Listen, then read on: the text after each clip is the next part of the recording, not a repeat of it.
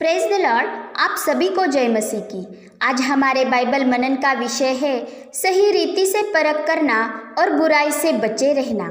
प्रभु यीशु ने कहा है, झूठे भविष्यवक्ताओं से सावधान रहो जो भेड़ों के भेष में तुम्हारे पास आते हैं परंतु अंतर में फाड़ने वाले भेड़िए हैं। इसी के साथ 1 थिस्सलुनीकियों 5:21-22 में कहा गया है कि सब बातों को परखो, जो अच्छी है उसे पकड़े रहो और सब प्रकार की बुराई से बचे रहो। इसलिए हमें सब की परख तो करनी है, परंतु वो परख हमें प्रभु की दृष्टि में करनी आवश्यक है, क्योंकि हमें अच्छाई को, भलाई को पकड़े रहना है और बुराई से बचे रहना है। और हम यह तब ही कर सकते हैं जब हम प्रभु यीशु मसीह के अधीन रहकर पवित्र आत्मा की अगुवाई में चलते हैं। जैसे कि हम देखते हैं कि जब शाऊल, जो पौलुस भी कहलाता था, उसका प्रभु यीशु मसीह का दर्शन पाने के बाद और उसकी वाणी सुनने के बाद हृदय परिवर्तन हुआ था और प्रभु ने अपने चेले हनन्याह को शाऊल को ढूंढते हुए उसके पास जाने की आज्ञा की थी। तब हनन्याह का मन भयभीत होकर संदेहित हुआ था, क्योंकि शाऊल प्रभु यीशु का नाम लेने वालों के साथ बुरा सलूक किया करता था।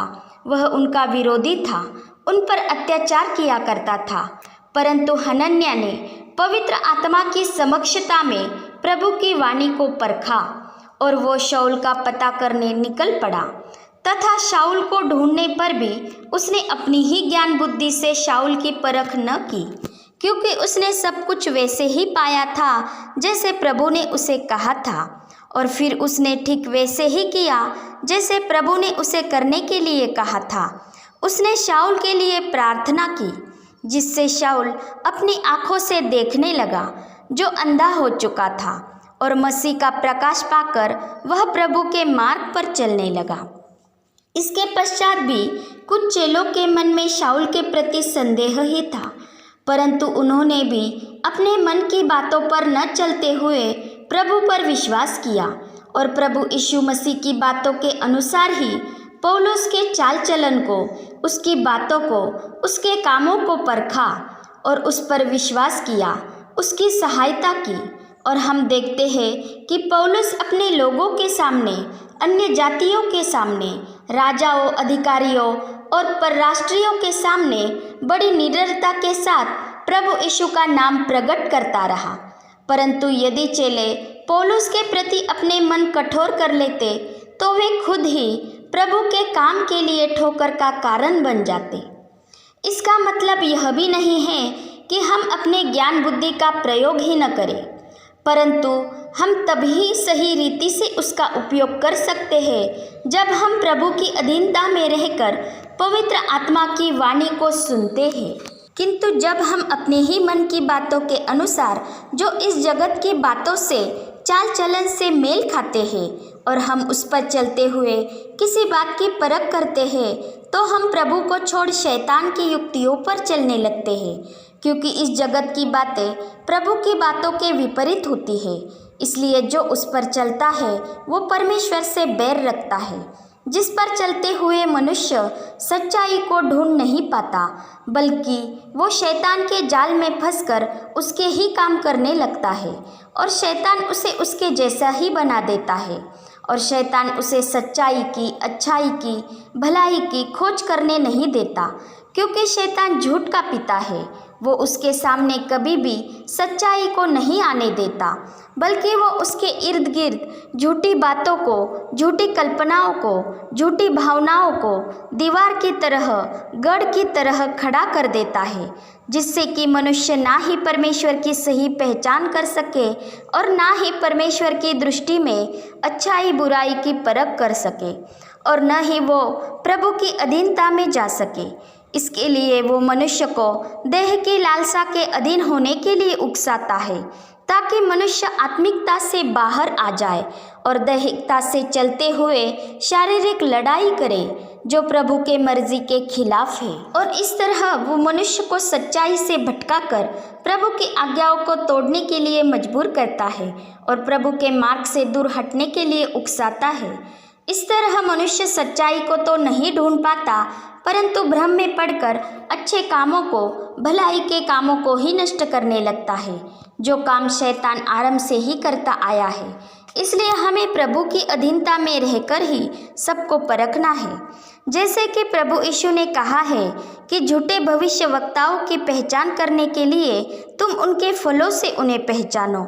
इसलिए हम उनकी पहचान पवित्र आत्मा के बिना नहीं कर सकते, क्योंकि इसमें जिस फल का जिक्र किया गया है वो पवित्र आत्मा का फल है, जिसके विषय में गलातियों 5:22-23 में बताया गया है। क्योंकि अच्छा पेड़ अच्छा ही फल लाता है और बुरा पेड़ बुरा ही फल लाता है, इसलिए उनके फलों से हम उनकी पहचान कर सकते हैं तथा हमें सावधानी से अगुओं के चाल चलन का परिणाम देखकर उन्हें परखते हुए उनके विश्वास का अनुकरण करना है। हम पौलुस का ही उदाहरण सामने लाते हैं तो पहले वो प्रभु यीशु की कलीसिया पर अत्याचार करता था। वो हिंसात्मक स्वभाव का था, परंतु जब प्रभु यीशु का दर्शन उसे प्राप्त हुआ और उसने अपने जीवन में प्रभु यीशु मसीह को स्थान दिया तो उसका मन परिवर्तन हुआ और उसका रवैया बदलने लगा। प्रभु की बातों के अनुसार वो चलने लगा। पवित्र आत्मा की अगुवाई में बड़े विश्वास के साथ वो प्रभु की मर्जी पर चलने लगा। उसने प्रभु के नाम के लिए विरोध को सहा। वो बार बार कैद होता था, कई बार मृत्यु के जोखिमों में पड़ा। उसने यहूदियों के हाथ से 39 कोड़े खाए, 3 बार बेतें खाई, अपने जाति वालों के द्वारा आए हुए संकटों का सामना किया। एक बार उस पर पत्थरवाह किया गया, 3 बार वो समंदर के जोखिमों में पड़ा, झूठे भाइयों के बीच जोखिमों में रहा। ऐसे कई सारे क्लेशों में से वो गया, परंतु उसने कभी भी हिंसाचार नहीं किया और प्रभु की मर्जी के खिलाफ बर्ताव नहीं किया। वो अपनी पत्री में कहता है, हम किसी बात में ठोकर खाने का कोई अवसर नहीं देते, इसलिए कि हमारी सेवा पर कोई दोष न आए, परंतु हर बात से परमेश्वर के सेवकों की नाई अपनी योग्यता को साबित करते हैं। पौलुस ने बहुत सी मुश्किलों का सामना किया, परंतु वो अंत तक सत्य का, प्रभु यीशु मसीह का गवाह बना रहा। वो कहता था, मैं अपनी देह को मारता कूटता और वश में लाता हूँ, ऐसा न हो कि औरों को प्रचार करके कहीं मैं स्वयं ही अयोग्य ठहरूं। और हम देखते हैं कि पौलुस के कामों का नतीजा बुरा नहीं वरन अच्छा ही होता गया। उसने कलीसिया में व्यवस्था का और नियम के ढांचे का निर्माण किया और अंत तक प्रभु यीशु मसीह से वो ईमानदार बना रहा और उसकी कलीसिया का नम्र सेवक बना रहा। पौलुस अन्य जातियों, राजाओं और इस्राएलियों के सामने प्रभु यीशु का नाम प्रकट करने के लिए प्रभु का चुना हुआ पात्र था और प्रभु की योजना में कोई प्रतिबंध नहीं होता है, परंतु प्रभु के अन्य प्रेरित या उसके चेले उस पर संदेह करके अपने ही मन के विचारों पर चलते हुए उसका विरोध करते और उसकी सहायता नहीं करते तो प्रभु का काम किसी रीति से पूरा तो होता, परंतु उनमें शैतान को अवसर मिल जाता था और सुसमाचार के कार्य में रुकावटें पैदा हो सकती थी और हालात ज़्यादा बिगड़ सकते थे। इसलिए हमें प्रभु को छोड़ इस संसार के चाल चलन के अनुसार शैतान की युक्तियों पर चलकर या अपनी ही समझ का सहारा लेते हुए नहीं, परंतु पवित्र आत्मा की अगुवाई में हर बात को परखना है, क्योंकि हमें हर प्रकार की बुराई से बचना है। हमारा प्रभु महासामर्थी है, उसकी आंखें समस्त पृथ्वी का निरीक्षण करती है, उन्हें परखती है। वो धर्मी पर, नम्रजन की ओर दृष्टि तो करता है, परंतु दुष्टों पर भी कड़ाई से नजर रखता है और अपना न्याय प्रकट करता है।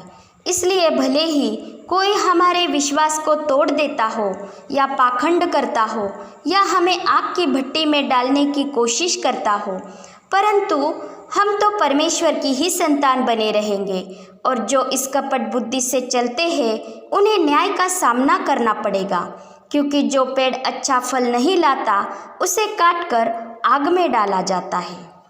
पिता परमेश्वर का प्रेम, प्रभु यीशु मसीह का अनुग्रह और पवित्र आत्मा की सहभागिता हम सभी पर बनी रहे। आमीन।